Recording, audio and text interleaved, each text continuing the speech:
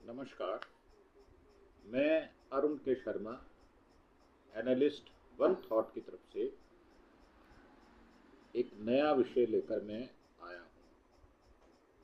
जैसा कि सभी को पता है, जैसे मैं दिल्ली में रहता हूँ तो वीकेंड में बाहर जाना होता है।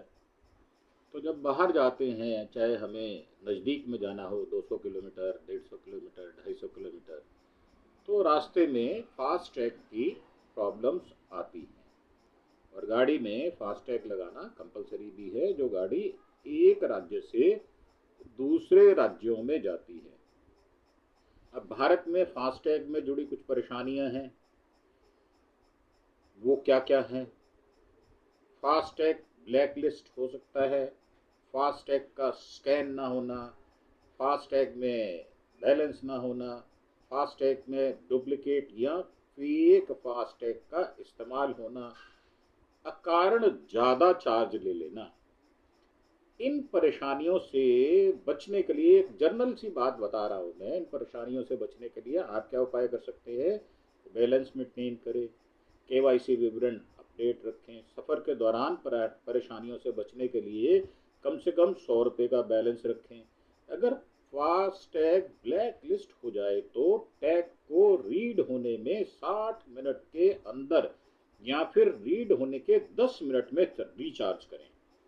अगर फास्टैग स्कैन ना हो तो भौतिक क्षति की जांच करें और खाते की शेष राशि सत्यापित करें।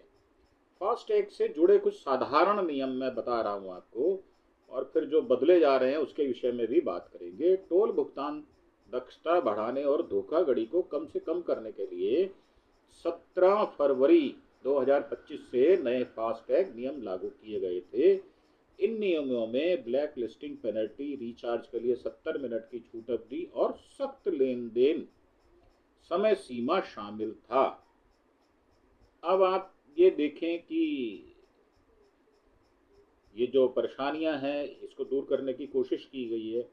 अब फास्टैग में जो नए नियम है, अगर फास्टैग में बैलेंस कम है या फास्टैग ब्लैक लिस्टेड है तो टोल पार करने से पहले 60 मिनट और अदरवाइज 10 मिनट आप रिचार्ज करना अनिवार्य है। यदि ऐसा नहीं किया जाता तो आपसे दुगना टोल टैक्स भुगतान करना पड़ सकता है आपको।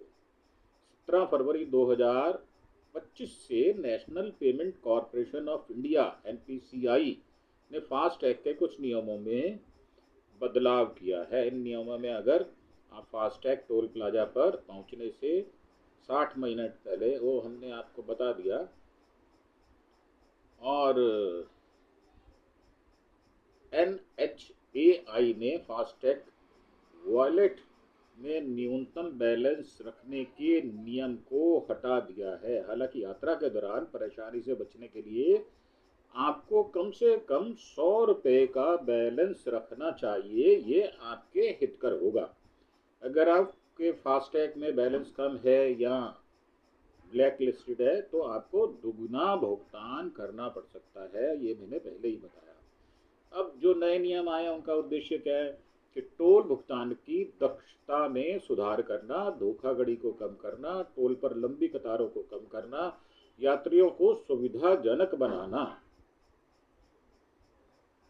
अगर आपका फास्टैग स्कैनर टोल पर काम नहीं कर रहा तो समस्या का निवारण करने और उसे हल करने के लिए कदम उठा सकते हैं, ये हम बता चुके हैं। भारतीय राष्ट्रीय राजमार्ग प्राधिकरण एनएचएआई ने फास्टैग में मिनिमम बैलेंस रखने की अनिवार्यता को खत्म कर दिया है। अब हम बात करते हैं, अभी एक न्यूज आई है जिसमें कहा गया है कि FASTag ends, new toll system implemented from May 1, 2025। मतलब कि 1 मई 2025 से भारत अपने राज्य मार्गों पर टोल संग्रह प्रणाली में ऐतिहासिक परिवर्तन देखने के लिए तैयार है। मतलब कि 1 मई को नया फास्ट ट्रैक नियम आने वाला है। भारतीय राष्ट्रीय राजमार्ग प्राधिकरण NHAI व्यापक रूप से इस्तेमाल किए जाने वाले फास्टैग सिस्टम को एक उन्नत GPS आधारित टोल संग्रह तकनीक में बदल रहा है। यह नई प्रणाली देश भर में टोल शुल्क में दक्षता बढ़ाने और भीड़ भाड़ को कम करने और पारदर्शिता को लाने के लिए डिजाइन की गई है। सड़क यात्रा में इस बड़े बदलाव के बारे में आपको जो कुछ भी जानना चाहिए वो हम आपको यहाँ बताने का प्रयत्न करेंगे। अब इसमें क्या क्या आएगा वो आपको हम बताना चाह रहे हैं। अब फास्ट ट्रैक को बदला क्यों जा रहा है? नई आधारित टोल प्रणाली जो GPS के अंडर होगी वो कैसे काम करेगी? नया टोल सिस्टम कैसे काम करेगा? फास्टैग का क्या होगा? नए टोल सिस्टम का लाभ क्या होगा? परिवर्तन की तैयारी कैसे करें? तो शोधकर्ता और डेटा सुरक्षा के बारे में इसके अंदर क्या प्रोविजन किया जा रहा है, और चरण 1 में इसको चरणबद्ध तरीके से किया जाएगा। चरण 1 में लॉन्च में राज्य राजमार्ग शामिल है।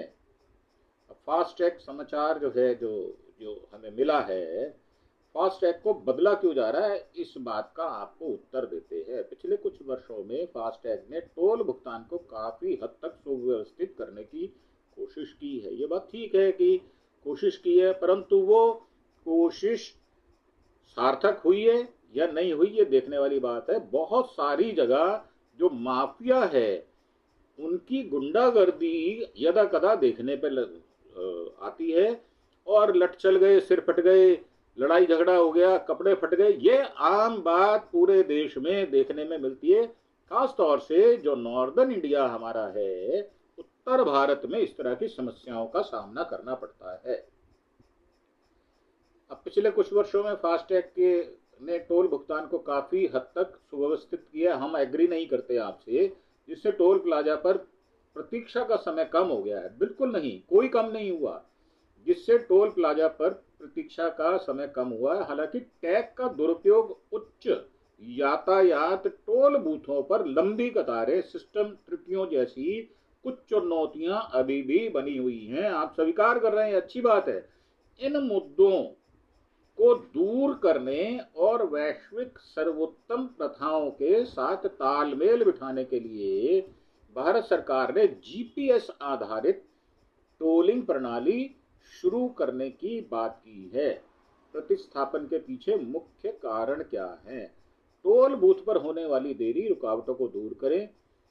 सटीक और दूरी आधारित टोल शुल्क सुनिश्चित करें। वैसे ये कहा गया है कि 60 किलोमीटर से पहले ही टोल टैक्स होना नहीं चाहिए, परंतु हमने देखा है कि 15-20 किलोमीटर, 30 किलोमीटर, 40-45 किलोमीटर बाद भी टोल टैक्स आ जाता है। सटीक और दूरी आधारित टोल शुल्क सुनिश्चित करें। मानवीय मूल्य और भ्रष्टाचार को कम करना।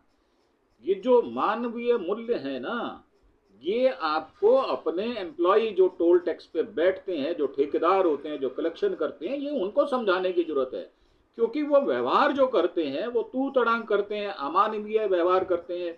लोग परिवार के साथ जा रहे हैं, उनकी महिलाएं, बच्चे उनके साथ में होते हैं, हाथोपाई करते हैं, झगड़ा कर लेते हैं।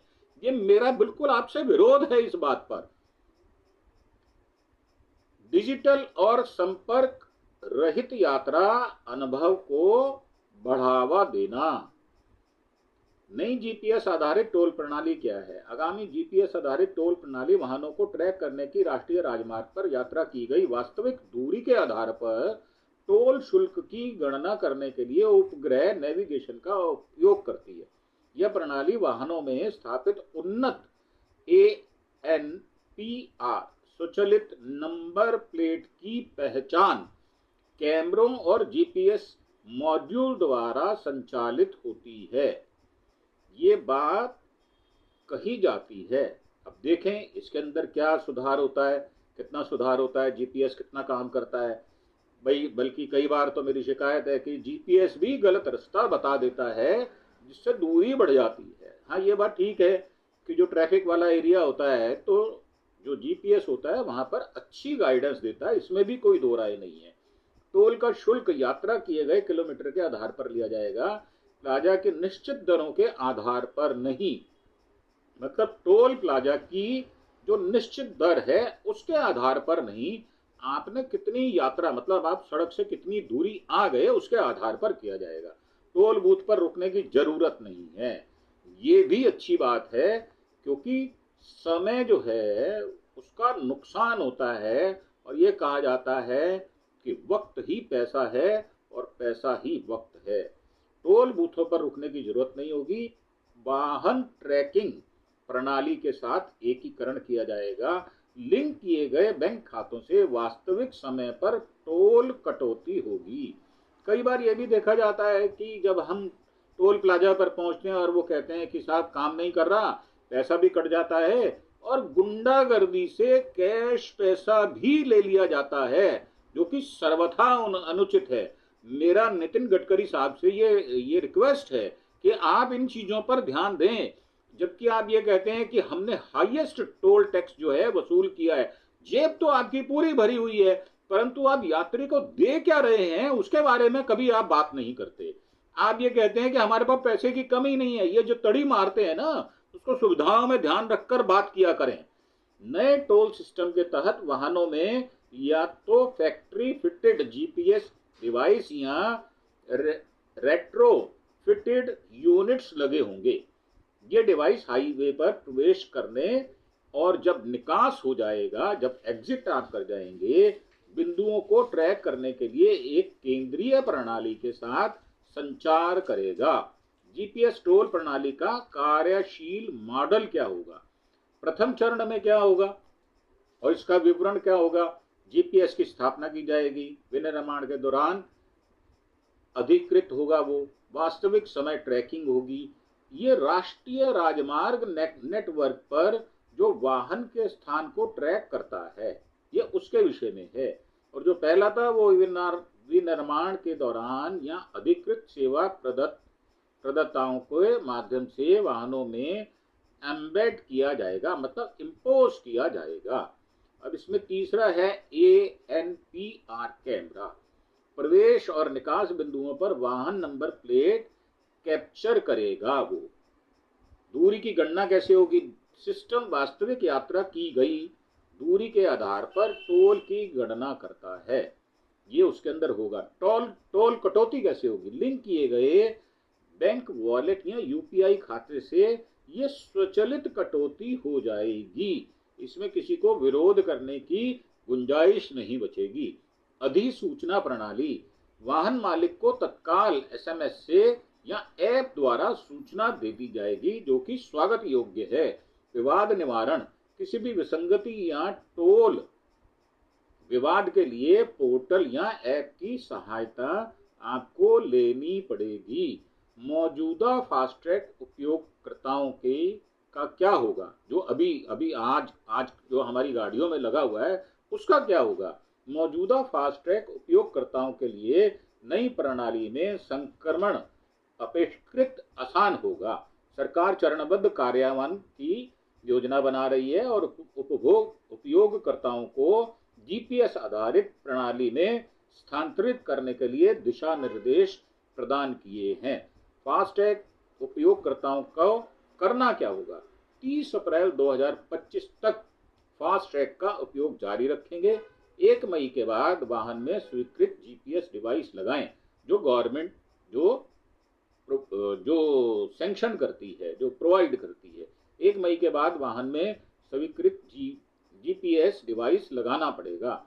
बैंक खाते को नई टोल प्रणाली से जोड़ना पड़ेगा और पूर्ण संक्रमण के बाद फास्टैग स्टिकर जो हैं, जो विंड स्क्रीन पर लगे होते हैं, उनको हटाया जाएगा। फास्टैग और जीपीएस आधारित टोल प्रणाली के बीच में जो तुलना है वो हम कैसे करें। टोल संग्रहण मोड, RFID टैग स्कैनिंग और जीपीएस आधारित में क्या होगा, जीपीएस ट्रैकिंग और ANPR कैमरे होंगे। उसमें भुगतान ट्रिगर, टोल प्लाजा सेंसर से करता है, परंतु यहाँ पर दूरी आधारित उपग्रह ट्रैकिंग होगी। वाहन रुकना, आंशिक प्लाजा पर रुकता है, ये पूर्णतः संपर्क रहित होगा। टोल सटीकता, स्थान के अनुसार फ्लैट दरें, दूरी आधारित सटीक शुल्क जो है वो लिया जाएगा। आसानी, मध्यम, मतलब फास्टैग प्रणाली से ये मध्यम होगा। उच्च, एक बार जीपीएस एकीकृत हो जाने पर ये काम करना शुरू कर देगा। छेड़छाड़ की संभावना, छेड़छाड़ की संभावना उच्च, बहुत कम होगी। इसमें छेड़छाड़ की संभावना नहीं होगी। फास्टैग लॉन्च कब किया गया था? 2016 में, और ये नए वाला 2025 में इसको लागू किया जाएगा। सरकार ने आश्वासन दिया है नई टोल प्रणाली से न केवल व्यक्तिगत वाहन मालिकों को बल्कि लॉजिस्टिक्स, राजमार्ग प्राधिकरणों एवं पर्यावरण को भी व्यापक लाभ मिलेगा। प्रमुख लाभ में शामिल है टूल बूथों पर प्रतीक्षा समय शून्य हो जाएगा, राज्यों और शहरों के बीच निर्बाध यात्रा हो पाएगी, वास्तविक यात्रा के आधार पर उचित मूल्य लिया जाएगा, ईंधन की बर्बादी रुकेगी, क्योंकि वहां पर जो रुक कर गाड़ी स्टार्ट रख के करना पड़ता है, एक गाड़ी जाती है, उससे ईंधन का नुकसान भी होता है और देश में पेट्रोल का मिसयूज भी होता है और कार्बन उत्सर्जन में कमी आएगी। कम ठहराव के कारण सड़क सुरक्षा में वृद्धि होगी, ये बात बिल्कुल ठीक है। पारदर्शी बिलिंग होगी और वास्तविक समय ट्रैकिंग का जो है वो लगेगा। परिवर्तन के लिए तैयारी कैसे करें? सुचारू परिवर्तन सुनिश्चित करने के लिए वाहन मालिकों और बेड़े संचालकों को NHAI MORTH सड़क परिवहन राजमार्ग मंत्रालय द्वारा जारी अधिकृत दिशा निर्देशों का पालन करना होगा। 1 मई से पहले उठाए जाने वाले कदम क्या हैं? जीपीएस अनुकूलता की जांच करें, 15 अप्रैल से पहले कर लें तो ज़्यादा अच्छा रहेगा। और डीलरशिप या अधिकृत जीपीएस पर केंद्र पर आपको जाना पड़ेगा, जैसे नंबर प्लेट के लिए आपको जाना पड़ा था, और वो नंबर प्लेट वही प्रिस्क्राइब्ड होगी जो पहले इंप्लीमेंट की जा चुकी है। जीपीएस डिवाइस स्थापित करें, 25 अप्रैल 2025 से पहले ऑनलाइन बुक करें, पंजीकृत सेवा केंद्र पर जाएं और आप जीपीएस अपना उस गाड़ी में फिट करवा लें। टोल पोर्टल पर पंजीकरण करें। 30 अप्रैल 2025 से पहले NHAI की अधिकृत वेबसाइट या ऐप पर जाएं। अब इसमें भुगतान की विधि को लिंक करना पड़ेगा। 30 अप्रैल 2025 से पहले यूपीआई या बैंक खाता विकल्पों का उपयोग आप कर सकते हैं। परीक्षण वाहन, 1 मई 2025 से पहले वैकल्पिक सुचारू टोल ट्रैकिंग सुनिश्चित करनी पड़ेगी आपको। और फास्टैग हटाना ये वैकल्पिक रहेगा। सफल जीपीएस सेटअप के बाद इसको हटा दिया जाएगा। जीपीएस सिस्टम ठीक से काम करना शुरू करने के बाद ही फास्टैग को जो टैग है उसको हटाया जाएगा। आप अपडेट रहें और चल रहे आधिकारिक सरकारी अपडेट और अधिसूचनाओं का पालन करें, ये उन्होंने रिक्वेस्ट की है। गोपनीयता, डेटा सुरक्षा के बारे में क्या है? जीपीएस ट्रैकिंग के साथ डेटा गोपनीयता उपयोगकर्ता के बीच एक बड़ी चिंता रही है। सरकार ने स्पष्ट किया है टोलिंग उद्देश्यों के लिए केवल न्यूनतम और आवश्यक स्थान डेटा का उपयोग किया जाएगा और सहमति के बिना साझा नहीं किया जा पाएगा। डेटा सुरक्षा क्या है? जीपीएस डेटा का end to end encryption, tracking जानकारी तक सीमित पहुंच, सरकार द्वारा निगरानी की जाने वाली प्रणाली, टोल प्रणाली, मोबाइल ऐप के माध्यम से टोल इतिहास तक पहुंचने का विकल्प। चरण 1 में क्या होगा?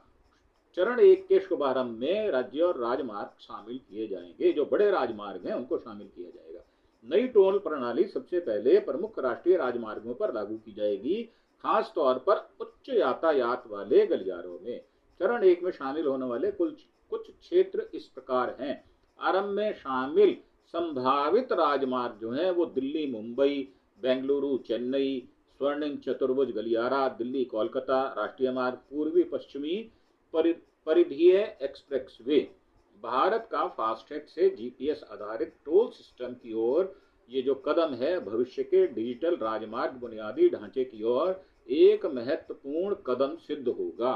इस महत्वाकांक्षी पहल से पहले ईंधन की लागत में अरबों रुपए की बचत होने का अनुमान है। यातायात की भीड़ कम होने का अनुमान है। सभी सड़क उपयोगकर्ताओं के लिए एक अधिक न्याय संगत टोल भुगतान मॉडल पेश करने की उम्मीद है। झगड़े कम होंगे, इसमें भी कोई दो राय नहीं है। हालांकि शुरुआती दौर में कुछ परेशानियां हो सकती हैं, जो प्रैक्टिकल प्रॉब्लम्स होती हैं वो हो सकती हैं, लेकिन इसके दीर्घकालिक लाभ सभी के लिए आशाजनक सिद्ध होंगे। यात्री, लॉजिस्टिक्स कंपनियां और पर्यावरण को भी लाभ होने वाला है। ये जो हमारी सूचना है ये आधिकारिक घोषणाओं और सरकारी अधिसूचनाओं पर आधारित है। रोल आउट योजना या नीतियों में किसी भी बदलाव को NHAI की वेबसाइट या MORTH घोषणाओं जैसे आधिकारिक स्रोतों से सत्यापित करना पड़ेगा। तो ये हमारी एक बड़ी अलग से जो टोल प्लाजा की प्रॉब्लम रहती है और हमने क्या क्या समस्याएं हमारे यात्रीगण झेलते हैं थोड़ी थोड़ी दूरी के लिए। और एक मेरी प्रार्थना और है कि अगर 60 किलोमीटर से पहले टोल टैक्स नहीं लिया जाता तो उस दौरान, उस बीच में जो गांव वाले लोग होते हैं, जो खेतीबाड़ी करने वाले लोग होते हैं, जिनको दिन में 1-2 बार जाना आना पड़ता है, उनके लिए कोई कार्ड या इस तरह का सिस्टम जो है, उनको टोल टैक्स ना देना पड़े, उनको हम स्पेयर रखें। जैसे हम पुलिस वालों को स्पेयर रखते हैं, जैसे हम लाल बत्ती लगी गाड़ी को स्पेयर रखते हैं, मिनिस्टर्स को स्पेयर रखते हैं, बाहुबलियों को स्पेयर रखते हैं। तो मेरा मानना ये है इन सब बातों पर भी आपको गौर करना पड़ेगा। और सबसे बड़ी बात ये है कि जो मानवीय मूल्य हैं, वहां पर जो काम करने वाले व्यक्ति हैं, उनका करेक्टर सर्टिफिकेट भी होना चाहिए। कोई पुलिस केस तो नहीं है, झगड़ालू आदमी तो नहीं है, किसी प्रकार की कोई गुंडागर्दी तो नहीं कर रहा, उस पर भी नितिन गडकरी जी आपको ध्यान देना होगा। इस पर मेरा ज्यादा स्ट्रेस है। ह्यूमैनिटेरियन ग्राउंड के लोग जो हैं उनको चाहे प्रशिक्षण देना पड़े, हफ्ते 10 दिन की उनकी एक ऐसी जो अपग्रेडेशन की क्लास हो, या उनको ट्रेंड करने के लिए ट्रेंड लोग जो हैं उनके अधीन एक एक करके टोल प्लाजा को इस तरह से ट्रेंड करें कि वो झगड़ा ना करें। क्योंकि बहुत बुरा लगता है जब महिलाएं बच्चे साथ में होते हैं, बुजुर्ग साथ में होते हैं और गाली गलौज करते हुए टोल प्लाजा के लोग नजर आते हैं, लोगों के कपड़े फाड़ देते हैं, बदतमीजी करते हैं। तो मेरी आपसे विनम्र प्रार्थना है नितिन गडकरी जी इस पर विशेष ध्यान दें। इसी के साथ इस एपिसोड को समाप्त करते हैं और एक बार फिर से प्रार्थना कि आप मेरे इस चैनल को, जो कि अरुण के शर्मा के नाम से एनालिस्ट वन थॉट, अरुण के शर्मा एनालिस्ट वन थॉट, इसको सब्सक्राइब भी करें। और अगर आपको हमारी सूचनाएं अधिक सटीक और सार्थक लगती हैं तो इसे लाइक भी करें और शेयर भी करें। इसी के साथ धन्यवाद। जय हिंद, जय भारत।